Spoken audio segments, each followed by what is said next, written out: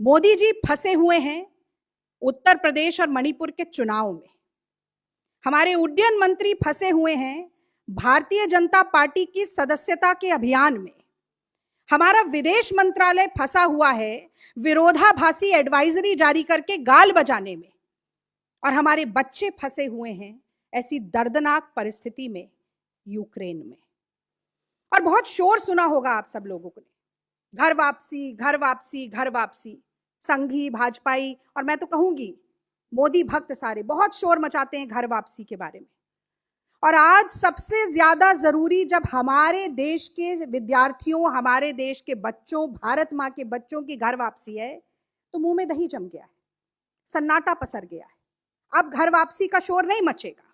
अब कोई नहीं बोलेगा कि कैसे 20,000 बच्चों को वापस लेकर आया जाए। बिल्कुल ठीक कहा है राहुल गांधी जी ने कि क्या इवैक्यूएशन प्लान है आपका, बताइए। एक बॉर्डर से दूसरे बॉर्डर धक्का खा रहे हैं आज हमारे देश के बच्चे, उनके ऊपर लाठी बरसाई जा रही है, ठंड में बर्फ गिर रही है, वो खड़े हुए हैं, सैकड़ों मील पैदल चल के आ रहे हैं। कल पोलैंड बॉर्डर पर हमने जो दृश्य देखे उसके बाद हमें यह भी पता चला कि वहां पर भी टूटी फूटी अंग्रेजी में सैनिक कह रहे हैं कि अब आप रोमानिया जाइए। यानी कि एक बॉर्डर से सैकड़ों मील दूर पैदल चल के अब वो रोमानिया जाएं। रोमानिया में कौन मदद करेगा, कोई इसकी गारंटी नहीं है, कोई आश्वासन नहीं है, कोई दखल नहीं है सरकार की। क्रोनोलॉजी की बात करते हैं, बहुत क्रोनोलॉजी की हमने बात सुनी। मैं गड़े मुर्दे नहीं उखाड़ना चाहती, लेकिन अपने देश के नागरिकों की घर वापसी के मामले में, स्वदेश में सुरक्षित पहुंचाने के मामले में मोदी सरकार की क्या विफलताएं रही हैं, क्या नाकामियां रही हैं, इसकी क्रोनोलॉजी भी समझना बहुत ज्यादा जरूरी है। तो विश्व गुरु बनने का तो दंभ भरा जाता है, विश्व गुरु बनना है हमें, लेकिन एक प्लान तक नहीं बना पाते कि अपने लोगों को वापस कैसे लेके आएंगे। मैं कुछ एडवाइजरीज जो जारी की हमारी सरकार ने, और वो किस तरह से विरोधाभासी थी, किस तरह से उन्होंने मदद करने की बजाय और ज्यादा फंसाने, भ्रम और संशय को फैलाने का काम किया, वो मैं आपको बताना चाहती हूं। 26 फरवरी, अभी कुछ दिन पहले ही जो अंतिम एडवाइजरी भारत सरकार की आई थी, उसमें यह कहा गया कि आप जहां हैं वहां बने रहिए और इंडियन एम्बेसी से संपर्क करिए। हम सब लोगों ने विजुअल्स देखे, सारे चैनल्स ने दिखाए मुझे लगता है, जिसमें स्टूडेंट्स ऐसे फोन दिखा रहे हैं, नंबर डायल कर रहे हैं इंडियन एम्बेसी के लोगों का, कोई फोन उठाने की जहमत तक नहीं कर रहा है। जरूरी नहीं समझ रहा है कि फोन उठाकर ही कह दें कि 2 दिन रुके रहिए, 4 दिन रुके रहिए, कुछ मदद आ रही है। ये हाल है। जहां ब्रिटेन, अमेरिका, जर्मनी, फ्रांस जैसे देशों ने जनवरी से ही आगाह करना शुरू कर दिया था अपने नागरिकों को कि रूस यूक्रेन पर बहुत बड़ी मिलिट्री कार्रवाई कर सकता है और इसीलिए वापस आने में ही भलाई है। हमारे देश में प्रधानमंत्री मोदी जी चुनावी प्रचार में व्यस्त थे। जैसे कोरोना के समय पर मोदी जी अपने गाल बजाने और ये कहने में कि हम जंग जीत चुके हैं, 18 दिन महाभारत ताली थाली में व्यस्त थे, वैसे इस संकट के समय में मोदी जी चुनाव के प्रचार में व्यस्त थे। उन्होंने जरूरी नहीं समझा कि कोई ऐसी एडवाइजरी जारी करके पहले से सचेत किया जाए। 12 फरवरी को अमेरिका ने अपने देश के नागरिकों से कहा कि अब आपको वापस आना है और रोड से आने की व्यवस्था, जितने भी बॉर्डरिंग नेशन हैं, पोलैंड, हंगरी, स्लोवेनिया, रोमानिया इत्यादि, उनमें किसी भी तरीके का एडवांस अप्रूवल जरूरी नहीं होगा। आप आना चाहें आइए, बाकी सब अमेरिका की सरकार जो है वो बंदोबस्त करेगी। किसी तरीके के पहले से अप्रूवल की आपको जरूरत नहीं पड़ेगी। 15 फरवरी से भारत की सरकार ने अपने नागरिकों का ब्यौरा मांगने की कवायद शुरू की, जो कि जनवरी में ही ये सारे देश जो मैंने आपको गिनाए वो ये सारी कवायद शुरू कर चुके थे। और आपदा में अवसर किसे कहते हैं? मोदी जी के ये सारे नारे जो होते हैं वो सबसे ज्यादा उन पर ही लागू होते हैं।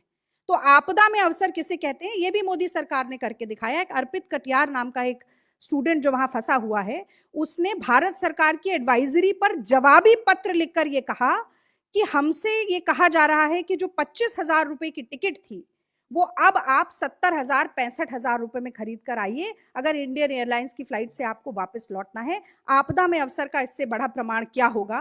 मैंने तो इससे ज्यादा बड़ा प्रमाण अपने जीवन में देखा नहीं। जरूरी बच्चों जिनको जरूरत है उनसे आप दुगना तिगुना किराया वसूल रहे हैं। हालांकि बाद में वो एयर इंडिया की फ्लाइट भी नहीं चली, उनमें से कुछ रद्द हो गई, वो भी मैं आपको बताना चाहती हूँ। 15 फरवरी को ब्यौरा मांगा, 16 फरवरी को इंडियन एम्बेसी ने यह स्वीकारा कि हमसे अपील की जा रही है कि फ्लाइट उपलब्ध नहीं है। बाकी देश 15 से 20 दिन पहले से लोगों को निकाल रहे हैं, हम अभी नहीं निकाल पाए, हम असमर्थ रहे, ये खुद इंडियन एम्बेसी ने स्वीकारा है, माना है। 18 फरवरी को ये कहा गया कि इंडियन एयर इंडिया की फ्लाइट्स 22, 24 और 26 फरवरी को उड़ान भरेंगी, जो कि भारतीय छात्रों को यहां लेकर आएंगी। लेकिन जैसे ही युद्ध शुरू हुआ, गूगल मैप के सहारे स्टूडेंट्स को छोड़ दिया गया। वो एडवाइजरी भी आपको ध्यान होगी जिसमें ये कहा गया कि आप गूगल मैप से सबसे नजदीकी बंकर ढूंढें और खुद जाकर बंकर में छुप जाएं, अभी कोई फ्लाइट की व्यवस्था नहीं है।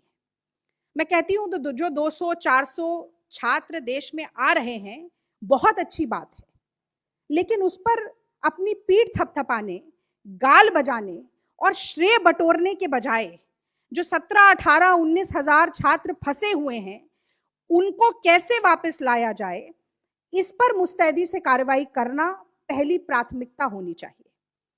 मैं ये भी बताना चाहूंगी कि हमारे जो पड़ोसी मुल्क हैं, वो अपने नागरिकों को पोलैंड की सीमा के अंदर ले जाने में हमसे पहले सफल हो चुके हैं।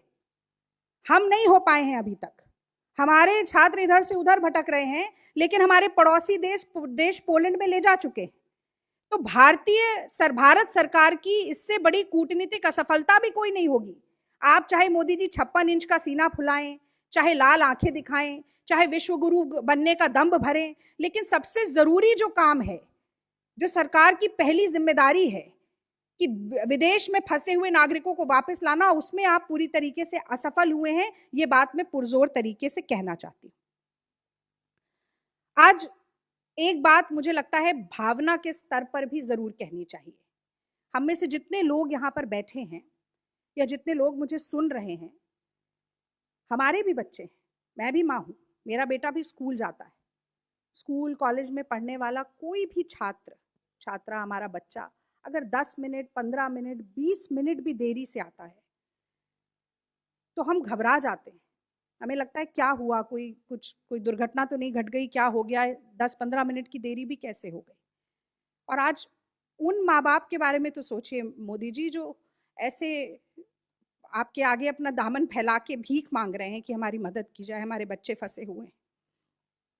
और ये पीड़ा, ये दुख मैं समझ सकती हूँ, आप क्यों नहीं समझ सकते मुझे समझ नहीं आता। आप तो पूरे देश के अभिभावक हैं। कितने वीडियो सामने आ रहे हैं, कोई माँ कह रही है कि मैं लाचार हूँ, मैं इससे ज़्यादा मजबूर मैंने कभी महसूस नहीं किया, मैं अपनी बच्ची से बात नहीं कर पा रही। एक बच्ची का वीडियो आ रहा है, वो कह रही है कि लड़कियों के साथ बदतमीजी हो रही है, बाल पकड़ के घसीटा जा रहा है। कल एक प्रमुख चैनल में एक और लड़की ने लाइव उनकी कवरेज हो रही थी, उसमें आकर बोला कि मोदी जी कहाँ हैं, कहाँ हैं मोदी जी। क्यों ऐसा है कि कोई अमेरिकन नागरिक नहीं फंसा, कोई ब्रिटिश नागरिक नहीं फंसा, कोई फ्रांस का नागरिक नहीं फंसा, कोई जर्मनी का नागरिक नहीं फंसा, भारतीय लोग सबसे ज्यादा फंसे हैं।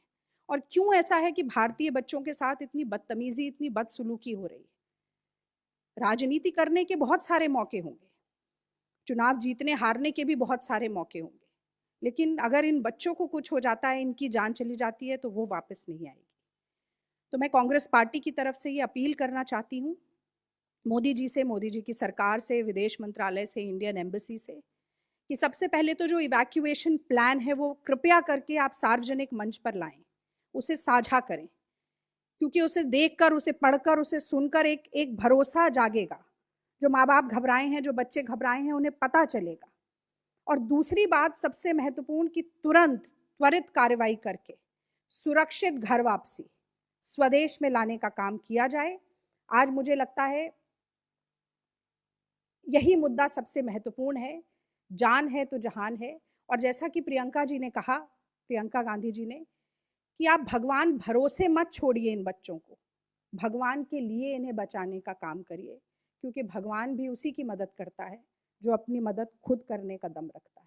कि कल मन की बात करने के लिए मोदी जी के पास बहुत समय था, 1 घंटा 1.5 घंटा खूब जुबान चलती है उनकी भाषण देने के लिए, लेकिन आश्वासन देने के लिए उन माँ बाप को, उन माता पिताओं को, उन अभिभावकों को जिनके बच्चे फंस गए हैं युद्ध क्षेत्र में, जिनकी जिंदगी का एक एक पल डर और भय के साए में बीत रहा है, मोदी जी की जुबान नहीं चली। कल बहुत दुख हुआ इस बात का। आज उंगलियां बहुत चली ट्विटर पर मोदी जी की, मणिपुर से वोट मांगने के लिए, लेकिन आश्वासन का एक संदेश लिखने के लिए मोदी जी की उंगलियां नहीं चली ट्विटर पर।